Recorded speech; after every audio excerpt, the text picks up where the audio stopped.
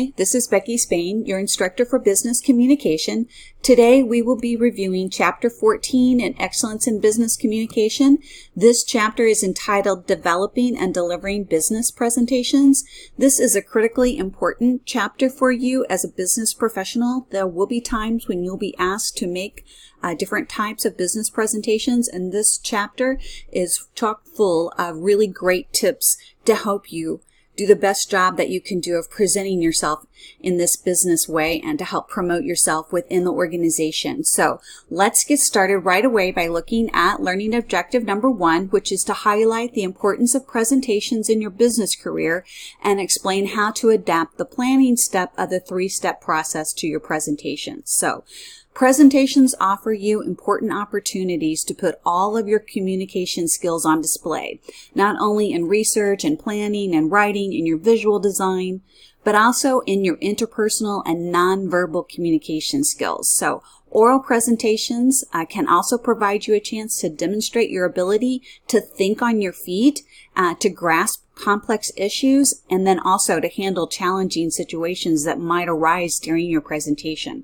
All of these are attributes that executives look for when searching for talented employees to promote within the organization. So perhaps best of all, your oral presentations let your personality shine through in ways that even the best written report can't provide. So let's begin with the 3-step process. This is very similar to what you do in all of your writing. You can use the 3-step process to help you actually take control of the situation where you're going to need to make a presentation, whether it's in person or online. You need to understand that creating a high-quality presentation for an important event can take actually up to days. To make sure that you have enough time, make sure that you allot extra time on your calendar, more time than what you think you're going to need. Planning oral presentations is much like planning any other business message. You need to analyze the situation, gather information, select the right medium, and then organize your information. So gathering information for your oral presentation is really pretty much the same as within the written communication project, but the other 3 planning tasks have some special applications when it comes to oral presentations, and we're going to go over those as we go through this presentation today. So let's begin with the first step, which is analyzing the situation. So as with written communications, analyzing the situation involves first defining your purpose, then developing your audience profile, and considering the circumstances that you're going to be speaking in. So the purpose of most of the presentations will be to inform or to persuade, although you may occasionally need to also work on a collaborative presentation. Usually you'll be doing a presentation, putting this together by yourself. So the more that you know about your audience and your audience's needs and what their expectations are, the more effectively you'll be able to communicate with them. So try to anticipate the likely emotional state of your audience members. And as you analyze the situation, also remember to analyze the circumstances. Is the audience going to be in a room with you? Or are they going to be online? How many people are you going to be talking to? Can you control the environment to minimize distractions? What equipment will you need, and will that be available?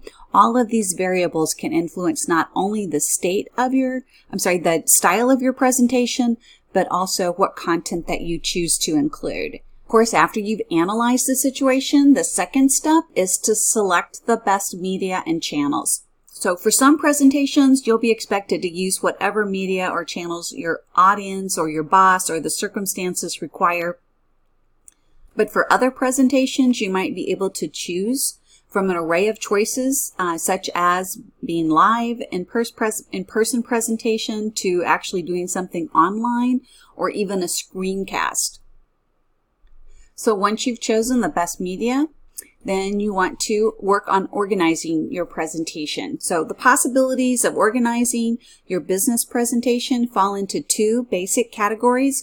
You can either choose a linear approach or a non-linear approach. Now, a linear approach is a presentation where it's outlined like a conventional message. Information basically flows from start to finish. So the linear model is appropriate for speeches, technical and financial presentations and other presentations in which you want to convey your message point by point or to build up to a conclusion following logical steps. So that's linear. A nonlinear presentation doesn't flow in any particular direction.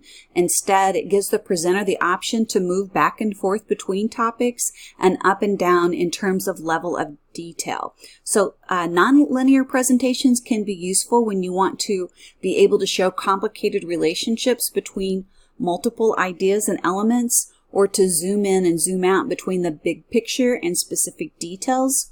Have the flexibility to move from topic to topic in any order. Regardless of which approach that you choose, a successful presentation starts with a clear main idea that you want to share with your audience. So start with a one-sentence summary that links your subject and your purpose to your audience's frame of reference. By focusing on your audience needs and the you attitude, you keep their attention and convince them that your points are relevant. You want to make sure that you remember to limit your scope, and there are two reasons for this. First, for most presentations, you have to work within strict time limits. Most of the times when you're given a project that you have to present, they're going to tell you how long that presentation needs to be. And then the second is because the longer you speak, the harder it is to hold your audience's attention and the more difficult it is for your audience to retain the key points that you're making. So use time constraints as a creative challenge to help you focus on the message points that are most important to your audience. Then choosing your approach. If you have less than 10 minutes, organize your message so that you structuring it the same as any other brief message. So you want to use the direct approach if the subject involves just routine information or if you're sharing good news, but then you'll use the indirect approach if your message involves bad news or if you're doing a persuasive presentation. So longer presentations are often organized more like a report. If the purpose is to motivate or to inform your audience, you'll want to use the direct approach most likely and structure presentation accordingly. But if your purpose is to analyze, to persuade, or to collaborate, you'll want to organize your material around the conclusions and the recommendations or around your logical argument. So use the direct approach if the audience is receptive, and the indirect approach if you expect to have resistance from the information that you're sharing. The next step is to prepare your outline. So a presentation outline performs the same all-important function as an outline for a written report. It was going to help you to organize the message in a way that maximizes its impact on your audience. So prepare your outline in several stages. Begin by stating your purpose and the main idea, then use these to guide you as you do the rest of your planning. Organize your major points and your subpoints in logical order, expressing each major point as a single complete sentence. Next, identify your major points in the body first, then outline the introduction and the close. You want to identify transitions between major points or sections and then write these transitions in full sentence form. That will help you when you go to make your presentation. This is a presentation. You're still going to need a bibliography or source notes, and you'll want to highlight those sources that you're identifying by name during your talk. Make sure that you give credit where credit's due. And finally, you want to choose a compelling title. Even if the title won't be published, it will help you to focus your thoughts around the main idea. After you've prepared your planning outline, you may also want to create a simpler speaking outline, because this is going to provide you all the cues and reminders that you need whenever you're presenting your material. So to be an effective speaker, you need to outline, or you want to use the outline, the planning outline, and then just strip away anything that you don't plan to say to your audience. So such as statements of general purpose, the main idea, the bibliography, and so on. Condense your points and transitions to just keywords or phrases. And then choosing words that would prompt you to remember what each point is about will be helpful whenever you're standing up there in front of your audience. Add delivery cues, such as a place in your outline where you want to pause, or you want to emphasize something that you're saying, or you want to use a visual. And then arrange your notes on note cards and number your cards. That's helpful because sometimes when you're nervous, especially, you may drop them. So you want to make sure that you are able to put those back in order. You're going to use a PowerPoint presentation or other presentation software. There's usually a notes field, and you can actually put your speaking notes in there if you prefer. This is a lot of information to assimilate from hearing this verbally, so I will remind you that there are some great outline examples in your book on page 448 and 449. Let's move on to learning objective number 2. Describe the task involved in developing a presentation. So although you usually do not write out a presentation word for word, you still want to engage in the writing process. You want to develop your ideas, you want to structure supporting points, and you want to also think about your phrasing or your transitions, etc. So let's begin by looking at adapting to your audience. Your audience's size, your subject, your purpose, your budget, how long you're going to be talking, these all influence the style of your presentation. So if you're speaking to a small group, particularly if there are people you already know, you can use a casual style that encourages audience participation. A small conference room with your audience seated around the table might be appropriate for that kind of a talk. You can use simple visuals and invite your audience to interject comments and deliver your remarks in a more conversational tone. Just use notes to jog your memory if necessary. However, if you're addressing a large group, and if the event is really important, you want to establish a more formal atmosphere. So during formal presentations, speakers are often on stage or on a platform or standing behind a lectern. Sometimes you're required to use a microphone.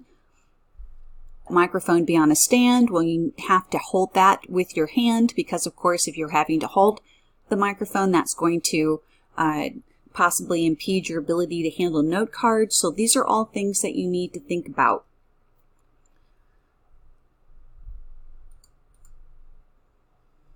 You've thought about how to adapt to your audience.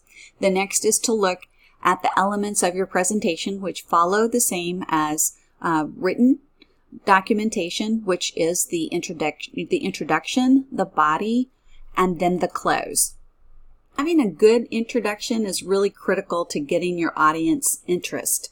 If you are going to be strongest in any one area of your presentation, it needs to be in your introduction. I know when I have done public speaking, I've taken the first 3 to 5 minutes, being on the length of what your presentation is, and I actually go over and over and over that introduction so that it just flows off my tongue, because I know that if I have a really strong introduction, that even if I kind of fumble and bumble on some of the body or the closing points, if I've really engaged my audience and gotten their confidence and their interest in those first few minutes of my introduction, then they'll have more forgiveness towards maybe blunders, or if I trip over words, or if I have to backtrack a little bit because I lost my place, those types of things that commonly happen. They're going to be more forgiving because you made such a strong initial impression. So my advice to you is to make sure that you have a really good, strong introduction.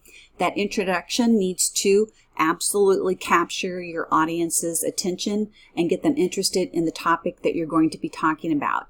It's going to establish your credibility, and it's going to help prepare your audience for what will follow. So in getting your audience's attention, there are several things that you can do. You can start with a brief story, or you can use a prop that is a visual that kind of helps to tie what you're going to be talking about, the main idea, to the visual. Your audience by giving them information that's surprising or shocking, that kind of draws them in and gets their attention. On your audience and the topic, sometimes humor can be an appropriate way to get your audience really engaged. So those are just a few tips. I know your book gives you a few more tips, but look for something that you can do that will really capture your audience's attention in just those first few moments of your speaking. Whatever methodology that you choose for getting your audience's attention, and then also that tool is going to help you to build credibility with your audience.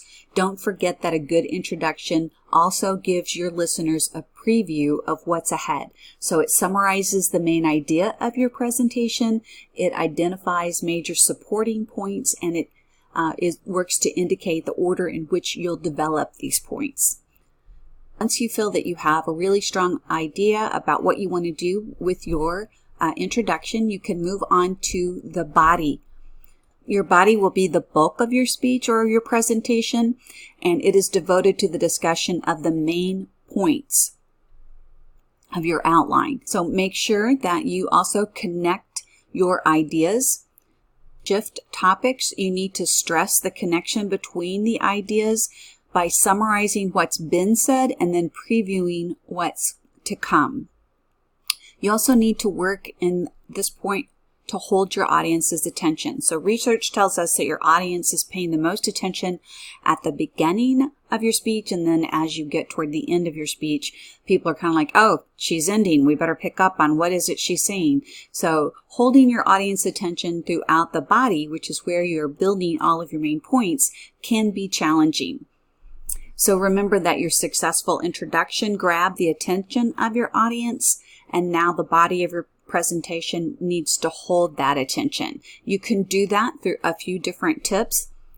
First one is to answer the question, what's in it for me? So keep relating your subject to your audience's need. You also need to anticipate and answer audience's questions as you move along. You need to be thinking about what would be a question that they might be asking themselves as I'm sharing this information, and go ahead and answer those questions. You need to use vivid language, throw in some variety in what you're saying, and make sure that whatever you're talking about, you're being very clear in how you're expressing yourself. Another great way to hold people's attention is, if it's appropriate, you can encourage participation by asking for questions or for comments as you speak. Make sure that if you choose that you are able to get back on track with what you're presenting, and you'll also need to work to control any time limitations that you have. So you need to remember that even if you open the floor to questions, you're still in control of moving forward with additional information or limiting questions so that you can stay within your time constraints. And then also don't forget, you can always use visuals to help in this challenge as well. And then we're going to move to our close. So the close of your speech or your presentation has two critical jobs that it needs to accomplish. The first is to make sure that your listeners leave with key points from your talk, and that those points are clear in their mind, and then also putting your audience into the appropriate emotional state. So the first thing that you can do is to restate your main points by repeating your main idea and emphasizing what you want your audience to do or to think, and stress the key motivating factors will encourage them to respond that way. So repetition of key ideas improves the chances that your audience will hear the message in the way that you intended. So as you're moving through this, you're going to tell them what you're going to tell them in the introduction, then you're going to tell them in the body, and then you're going to tell them what you told them in the closing. So that's, always try to remember that. You're going to tell them what you're going to tell them, then you're going to tell them, and then you're going to tell them what you told them. If you can remember that as you're creating your presentations, it's a really helpful tool as you are putting together your thoughts. So another tip would be that some presentations require the audience to reach a decision or agree and then take specific action. And if this is something that you are required to do in your presentation, your close should provide a clear wrap-up. So if the audience reached an agreement on an issue covered in the presentation, you need to briefly review that consensus and make sure that everybody is hearing what was said and is agreeing that this is the consensus. If everybody being clear on that and restating that will certainly help you in bringing things to a close, and then also people won't walk away thinking, well, that's not what I heard. That's not what I thought that we concluded, because you've restated that before the end. And then the last thing is to end on a strong note that confirms the expectations about any actions or decisions that are going to follow the presentation. Make sure that people know who's going to do what, Close with final remarks that are memorable and expressed in a tone that are appropriate to the situation. So you want to always end strong so that you're on an up note and you leave people feeling confident about what you've accomplished during your time together. We're going to move on to learning objective number 3, and that is enhancing your presentation with effective visuals. And we're going to describe the 6 major design and writing tasks required to enhance presentations with visuals that are effective. So visuals can improve the quality and the impact of your oral presentation because they can create interest. They can illustrate your points, illustrate those points in ways that words alone cannot. They can add variety to your presentation. Visuals also increase your audience's ability to absorb and to remember information that you've shared. So you can select a variety of visuals to enhance your presentation. There are old school tricks like overhead transparencies or chalkboards, whiteboards, even flip charts, and these can all have value in the right circumstances. However, in today's modern business presentations, most usually they're going to be an electronic presentation, and you're going to use something such as PowerPoint like what you're seeing here, or you're going to use Apple Keynote, Google Documents, those types of things. And there's Prezi for non-linear presentations. So let's look at using presentation slides. These are practically universal in the business world today, and their widespread use is not always welcome because oftentimes people feel like PowerPoints are kind of like overdone, and there's like an expression, death by PowerPoint, because there's so many times that you're having to sit through these presentations that are poorly done with PowerPoints that drag on and aren't done properly. So if you choose to do a PowerPoint presentation, you want to make sure that you're doing that professionally, and that your presentation does not break any of these rules. So if you're going to use a PowerPoint, start with the mindset of simplicity, with clear ideas that are presented clearly, and make sure that you're talking with your audience about things that they care about rather than talking at them or trying to be a performer, and you'll be well on your way to becoming an effective presenter. So there are a couple different kinds of slides. There are structured slides and unstructured slides. Structured slides have the advantage of being fast and easy to create. You simply choose an overall design scheme for the presentation and then the template for the new slide, and then you just type in your information. Because more information can usually be packed on each slide, structured slides may be more effective at conveying complex ideas or interrelated data. Also work effectively as a standalone document if you just need to update something. So given the ease of using these and the speed of creating them, they're usually a practical choice. However, with everything, there are also disadvantages. So some of the primary disadvantages of the structured design is the mind-numbing effect of text-heavy slides that all look alike. So slide after slide of dense, highly structured bullet points that can put an audience to sleep. When bullet points are written as complete sentences or someone just simply reads off of the PowerPoint presentation, these can all be disadvantages. So this is an example of what a structured slide looks like. And then, of course, every slide would have the same basic layout. Now, one thing I will mention here is that the other choice is a free-form slide, but sometimes companies have policies that require you to use the structured slide that was approved for your organization, especially if you're making a presentation that will be sent to or presented to people outside your organization. They may actually have a template that has like the company logo, the company colors, and you're required to use that. Now, if that's the case, of course, you don't have the option of using what's called a free-form slide, where it doesn't have the basic template layout for every slide. So there are advantages to using free-form slides. If those are allowed by your company, and actually help your viewers process information by identifying priorities and connections. And they can certainly be more interesting and hold your audience's attention a little bit better. And then, of course, there are disadvantages of using free-form slides. So they can certainly be more interesting for your audience. They can be very time-consuming and creatively demanding to try to figure out how to create for all of your different points.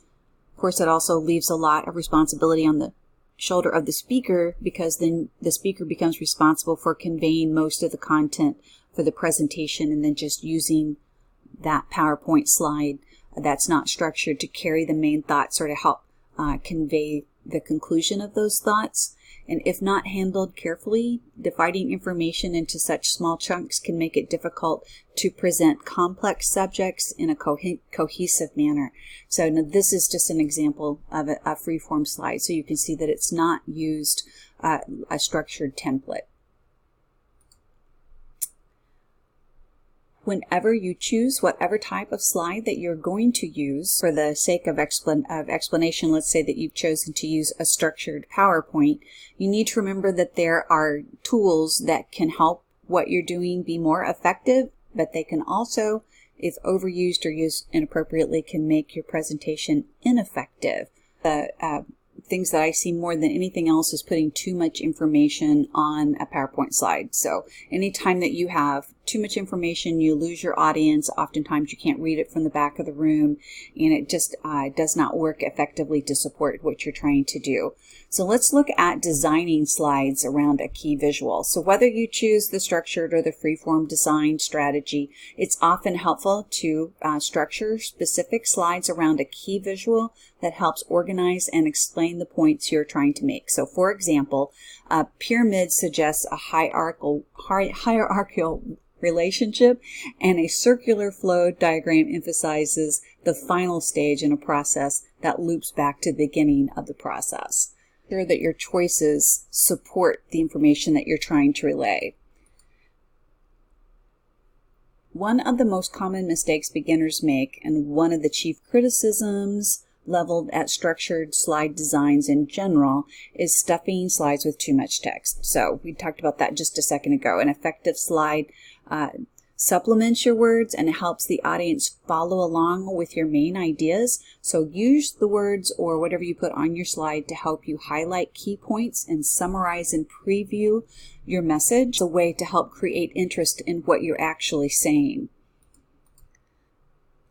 Charts and tables for presentations need to be simpler than visuals that you would put into a printed document. Remember that your audience members will view your visuals from across the room and not from a foot or two away. So in mind as you're creating and as you are previewing. You can start by reducing the level of detail and then minimizing anything that's not essential. So if necessary, break your information into more than one illustration, or that you can always supplement anything that you put on your screen by providing a more detailed handout so that you can still get that information across in a written format that would complement what you're saying during your presentation. In selecting design elements, you need to pay close attention to the interaction of the color and the background and the foreground designs, your art, your font, and also your type styles. So in regard to color, use color to emphasize important ideas and to create contrast, but keep in mind that contrasting colors increase readability, whereas colors that are closer in hue, such as brown on green or blue on purple, it decreases readability, especially at a distance.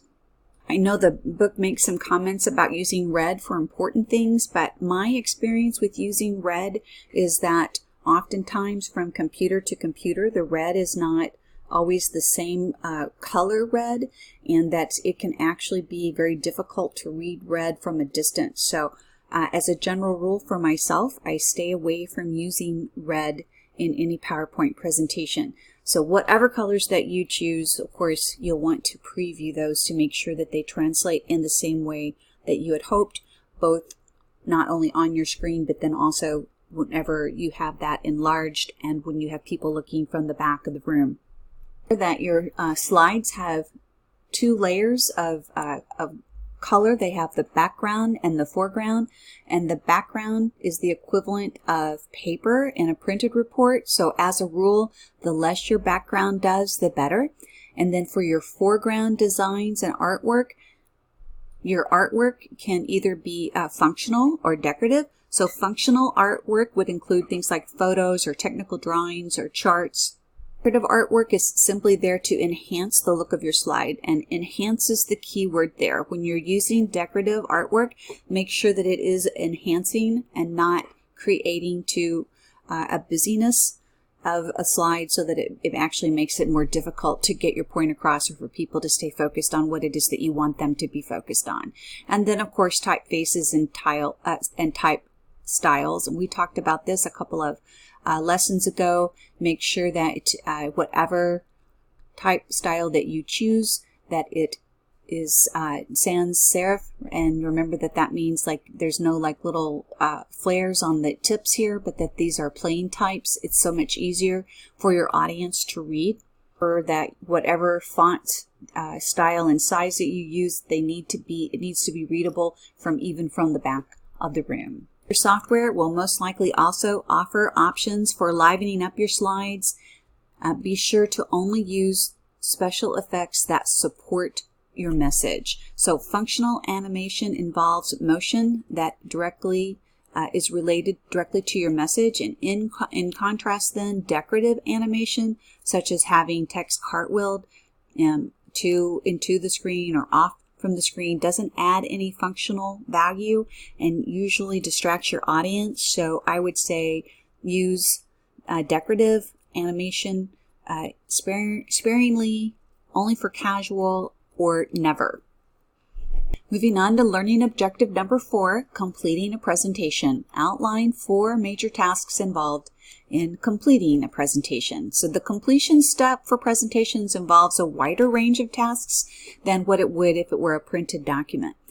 Make sure that you allow enough time to test your presentation slides. You need to verify the equipment that's going to be available to you and how to operate that. You need to practice your speech, and you need to create handout materials when appropriate. So with a first draft of your presentation in hand, revise your slides to make sure that they are readable, that they're concise, they're consistent, that they help focus your audience on what you're trying to say, and that they're operational, that they include transitions and things like that. Complete your production efforts by finalizing your slides, practicing your delivery. So let's look at the first step, finalizing your slides. So at this point, you've created the slides that will deliver the content of your presentation. In addition to using slides, you can help your audience follow the flow of your presentation by creating slides for your title, your agenda, and your program, as well as your narrative. Should you choose to do handouts, remember that they should supplement your talk. Plan for distribution of those handouts. Are you going to give those out at the beginning of your talk, at the end of your talk, and how will they be distributed? It is often difficult to do all the things that you need to do as a presenter and also actually do the handouts. So is there somebody who can assist you with that? How are you going to manage getting those handouts into the hands of your audience members at the point that will be the most productive for you? Next, you need to choose from several delivery methods. The best choice of your delivery method will depend on the subject of your talk, the purpose you hope to obtain, what your relationship to the audience is, and the speaking occasion. So speaking from notes is usually the best thing to do. This approach gives you something to refer to as you progress while still allowing plenty of eye contact, and gives you an opportunity to have a more natural speaking flow. It provides for more interaction with your audience. Also gives you the flexibility to improvise in response to your audience's feedback. Reciting your speech from memory is almost always never a good idea. Even if you can memorize the entire presentation, you are going to sound stiff and overly formal because you are delivering lines rather than talking to your audience. It's sometimes a good idea to use this as an element of your speech, such as memorizing a quotation or an opening statement, or a few concluding remarks, because this can actually bolster your confidence and strengthen your delivery.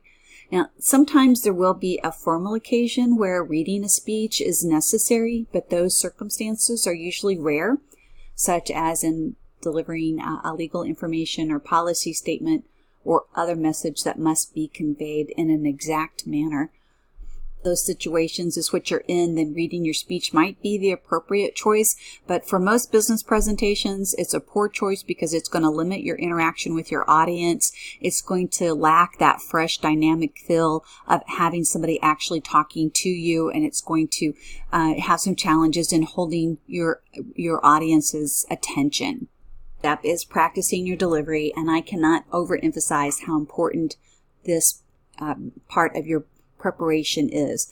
So practicing your presentation will not only boost your confidence, but it will also give you a more professional demeanor, and it'll let you verify the operation of your visuals and your equipment and help you to get confidence in that as you practice. So if you're addressing an audience that doesn't speak your language and you're going to have to use an interpreter, you certainly are going to want to think through how that's going to feel and work, and where you'll take your pauses. And then as you practice, make sure that you know how you're going to use your slides.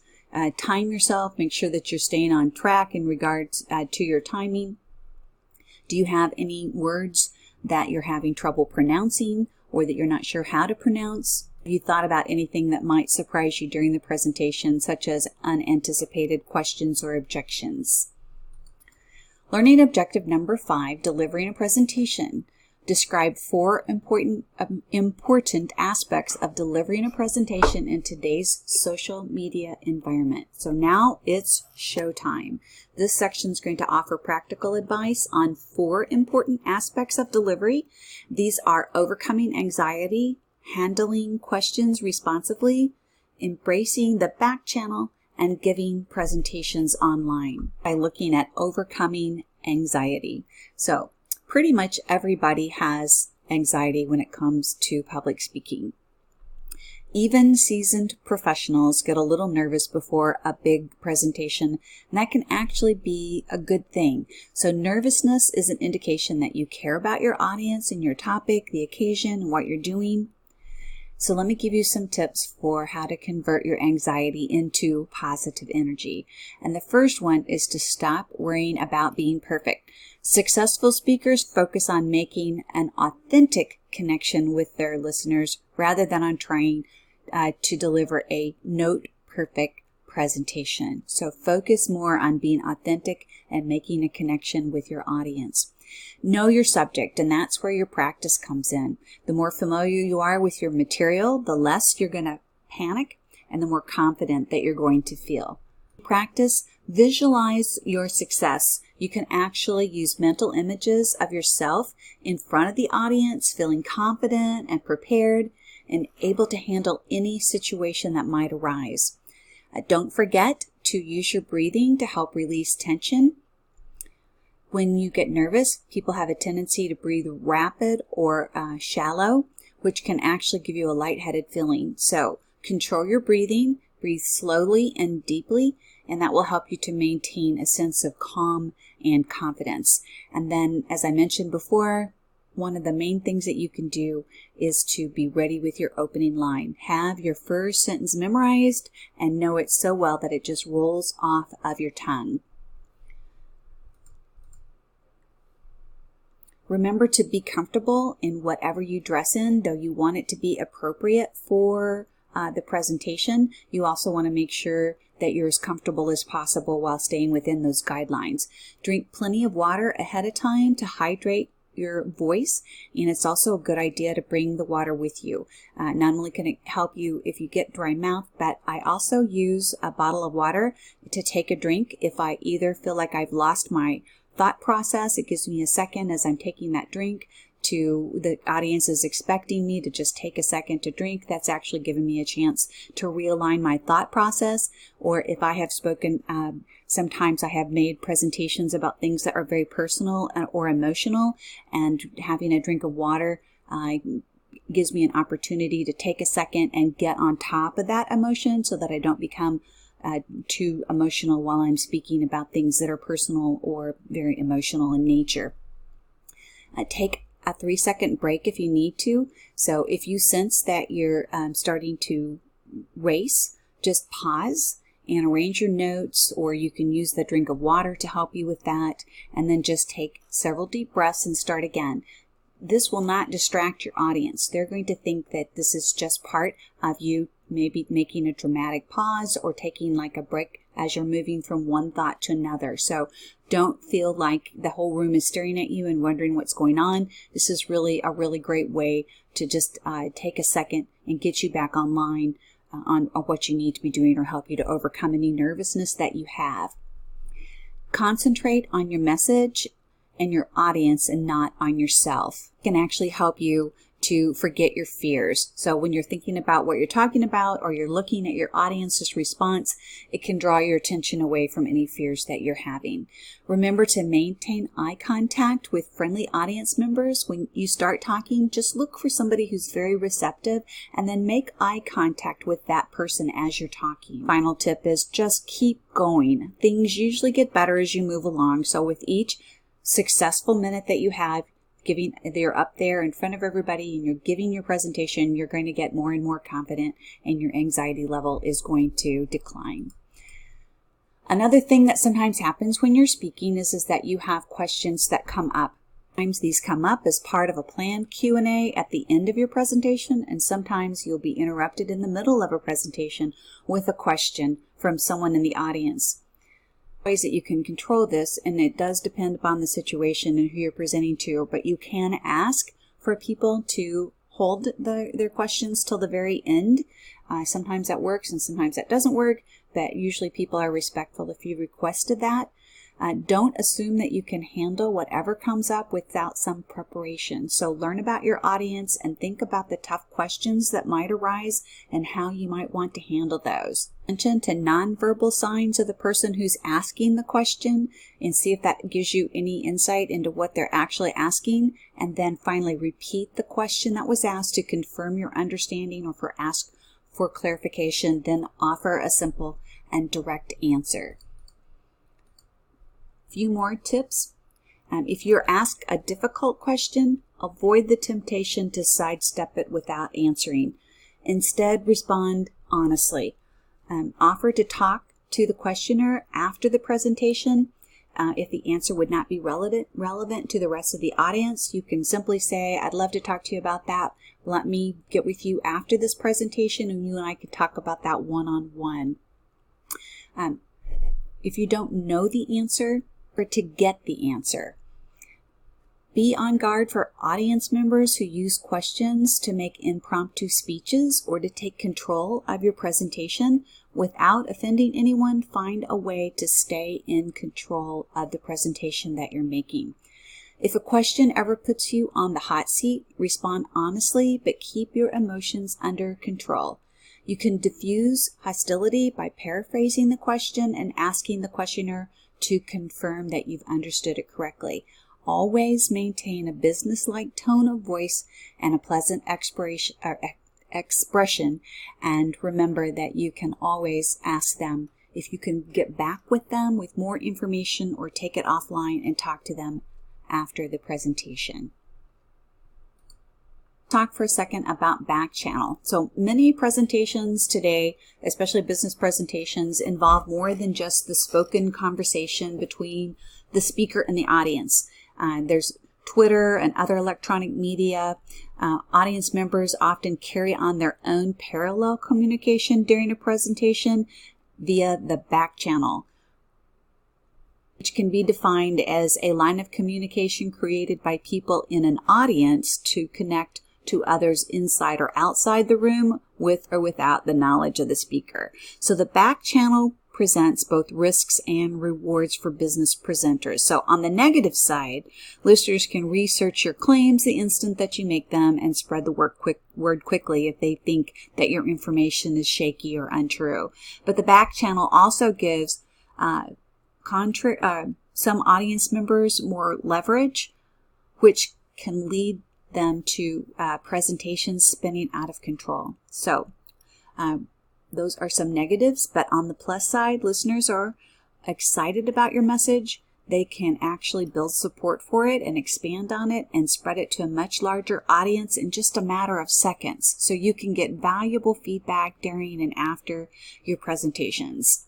There are some negative aspects to backchannel. You can actually embrace backchannel rather than fighting it or ignoring it, and use this as a powerful force to your advantage. You can set up your own formal backchannel. You can create a website for the presentation, create a Twitter hashtag, play the Twitter stream during the Q&A time so that everyone can see the questions and the comments. Also, automatically tweet key points from your presentation while you're actually speaking. There is presentation software that can actually send out pre-written tweets during a presentation. Doing this, you can actually make it easy for your listeners to retweet and also to comment on your presentation. If your presentation is over, make sure that you review the comments point by point. It'll help you to improve your presentation. Feedback on what parts of your presentation excited and engaged your audience members, and if there were parts that actually confused them, or if you had parts that you thought would give them a lot of interest and there was very little effect. So it'll give you some really good feedback. Looking at giving presentations online. So in some companies, online presentations have already become a routine matter. So the benefit of online presentations are considerable. You can have the opportunity to communicate with a geographically dispersed audience at a fraction of the cost of travel, where in the olden days we used to have to travel to different locations where our businesses were. Now you can replace a lot of the meetings and the presentations simply by doing it online. One of the big drawbacks, and I do think this is a fairly significant drawback, is that those human moments that guide us and encourage us through an in-person presentation don't translate well across the layers of technology between you and your audience, and you really miss that type of connectivity. So tips for giving presentations online. To ensure that you have a successful online presentation, consider sending the study material ahead of time so that your audience has a chance to preview it, or that you keep your presentation as simple as possible. Remember what you're losing because it is online and you don't have that one-on-one human contact. And then ask for feedback frequently. So as you're going through your presentation, it requires you to do more touching of your audience verbally by asking for feedback. Of course, you can also use back channels such as Twitter or other online meeting systems have this tool that you can watch during your presentation as well. A couple more tips and we'll end with this. Practice your presentation as with what you're going to do. If you do one in person, make sure that you consider the experience that you're creating for your audience. Allow plenty of time for everyone to get connected and familiar with the online screen that they're going to be viewing you on. And then finally, don't get lost in your technology. Use these tools to help you, but remember that the most important aspect of any presentation is getting the audience to receive, understand, and embrace your message. So those are the tips that I have for you for developing and delivering business presentations. We're actually going to shift gears in our final chapter together, and we will be looking next time at chapter 15, building careers and writing resumes. And wherever you are in your business career, writing resumes is going to be a critical skill for you throughout your life. So we're going to have some great information for you on that, and you won't want to miss the final online lecture. I'll see you then.